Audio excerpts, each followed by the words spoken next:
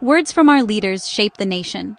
Their voices echo far beyond the walls of government buildings, reaching into our homes, schools, and communities.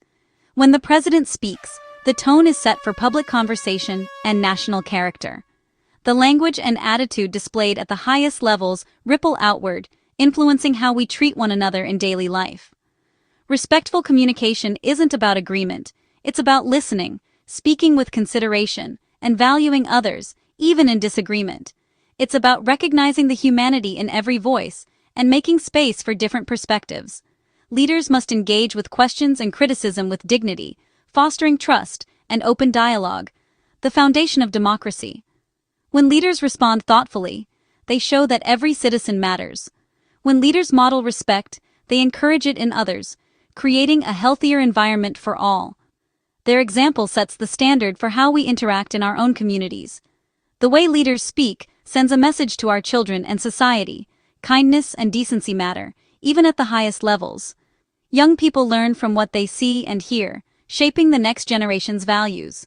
When public figures use harsh or personal language, it can normalize disrespect and division. This negativity can seep into our communities, making it harder to find common ground. That's why every word from a leader is closely watched. They reflect who we are and guide how we interact. Their statements become part of our national story. A leader's words can unite or divide, inspire hope or fuel anger. Their influence can bring people together or push them further apart. In a world full of challenges, respectful communication is more critical than ever. It helps us solve problems, build bridges, and move forward together. It's about having tough conversations without losing our sense of community. Respect allows us to disagree without becoming enemies. Even on opposite sides, we're part of the same story. Our shared future depends on how we treat each other today. The words our leaders choose help write the next chapter, for better or worse. Their respect or lack of it shapes the legacy we leave behind. Recently, President Trump targeted New York Times reporter Katie Rogers on Truth Social, calling her ugly inside and out, and a third-rate reporter. The post quickly gained traction online, sparking outrage and concern among journalists and the public alike. Many saw it as an escalation in Trump's ongoing feud with the media, but this time, the attack felt especially personal. This was a direct, personal attack, not just criticism of the media. The language used was harsh and intended to demean, crossing a line from professional disagreement into personal insult. The post was a reaction to an article Rogers co-authored about signs of the president's aging, mentioning fewer public events, and an incident where he appeared to fall asleep. The article raised questions about Trump's stamina and schedule, topics that have become increasingly sensitive as the election approaches. Notably, Trump ignored the male co-author, focusing his criticism solely on Rogers. This selective targeting did not go unnoticed by media observers and advocacy groups. He disputed the article's accuracy, called the Times an enemy of the people, and boasted about his health and poll numbers. Trump's response was not just defensive, but aggressively dismissive of the reporting and the institution behind it. The personal insult toward Rogers, especially as a woman, raised questions about gender bias. Critics argued that such attacks contribute to a hostile environment for women in journalism, making their jobs even more challenging. This was the third time in weeks Trump had publicly insulted a female reporter, drawing attention to a pattern. The repeated nature of these incidents has fueled a broader conversation about respect and professionalism in political discourse. Observers noted his comments toward women in the media seemed especially pointed. Many believe these remarks are meant to intimidate and undermine female journalists specifically. The attack on Rogers became central to a debate about the tone between the White House and the press, and the unique challenges female journalists face. It also reignited discussions about the responsibilities of public figures when addressing the press. The conversation shifted from fake news to the impact of personal insults. The focus turned to how such rhetoric can shape public perception and affect the safety and well-being of journalists. It highlighted the growing tension between the administration and the press corps, and underscored the urgent need for civility and respect in public discourse. Less than 2 weeks earlier, another incident unfolded on Air Force One, with Bloomberg reporter Catherine Lucy. Lucy asked President Trump about the Jeffrey Epstein files, a tough but necessary question.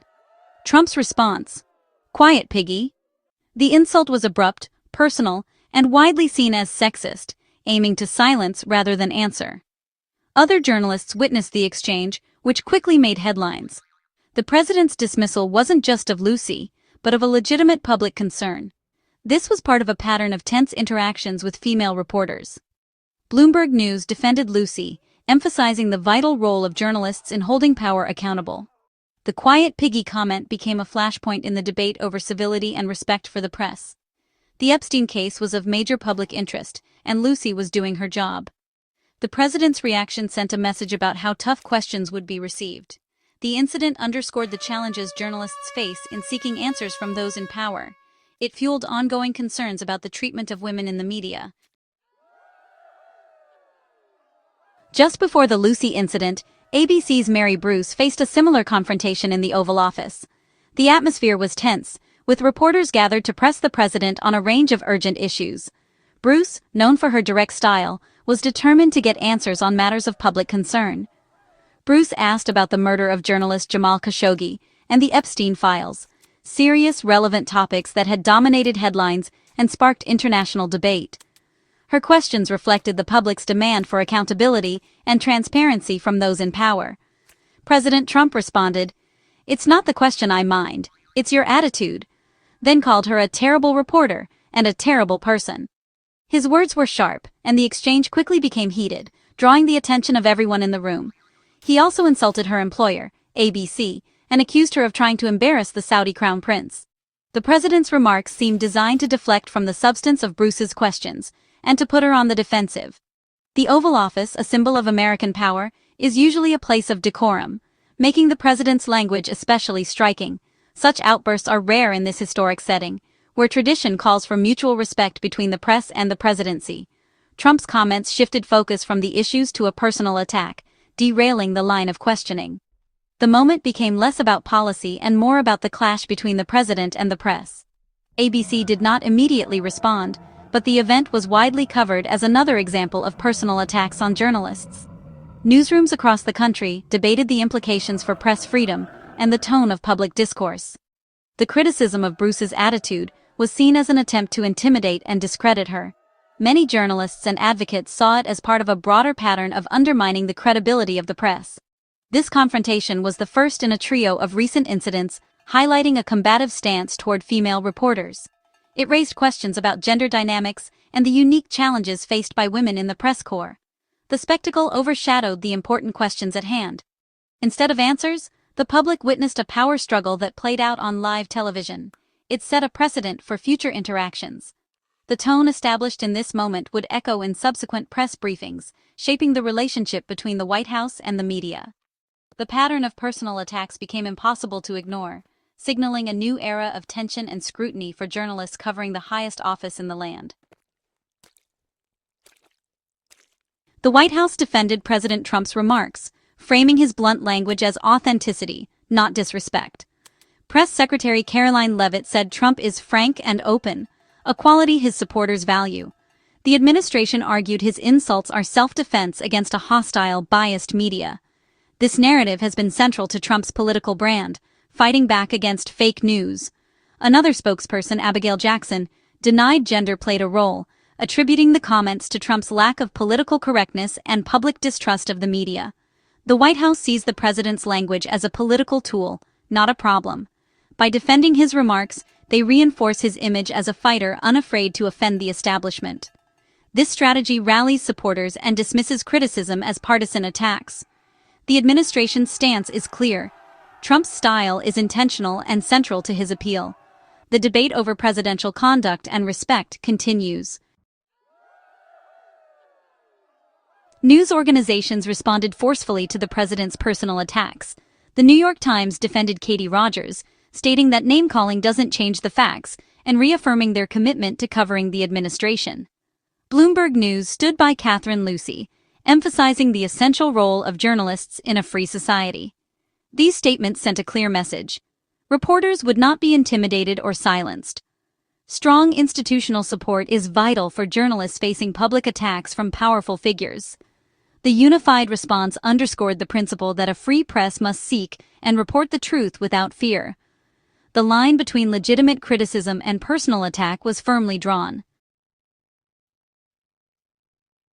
While recent insults targeted female reporters, President Trump's harsh language extends to men as well. He's called male politicians and journalists names, attacking intelligence, appearance, and professionalism. For example, he insulted Illinois Governor J.B. Pritzker and late-night host Jimmy Kimmel, and berated ABC's Jonathan Karl. This pattern shows Trump's combative style is not limited by gender. However, gendered insults like piggy or comments on appearance carry a different weight when directed at women. The issue is complex. Trump's aggression is broad, but some words have deeper implications.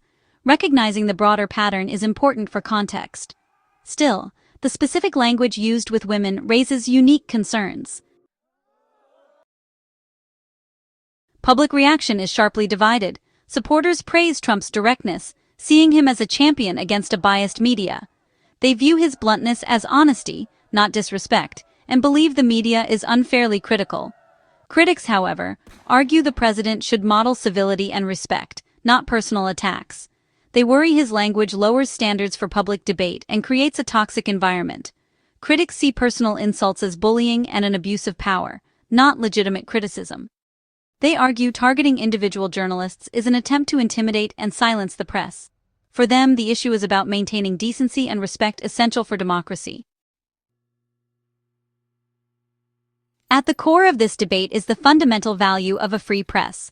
The founders protected press freedom in the First Amendment, knowing democracy depends on informed citizens and accountability. The press is a watchdog, not a friend to those in power. While tension between presidents and journalists is normal, mutual respect is essential. When respect breaks down, trust in both media and institutions erodes. Without trust and shared facts, productive national conversations become impossible. A healthy democracy needs journalists to ask hard questions without fear of retribution. The path forward is respectful dialogue, not silencing criticism. Leaders have a responsibility to set the tone for civil discourse. By choosing respect, they can help heal divisions and strengthen democracy.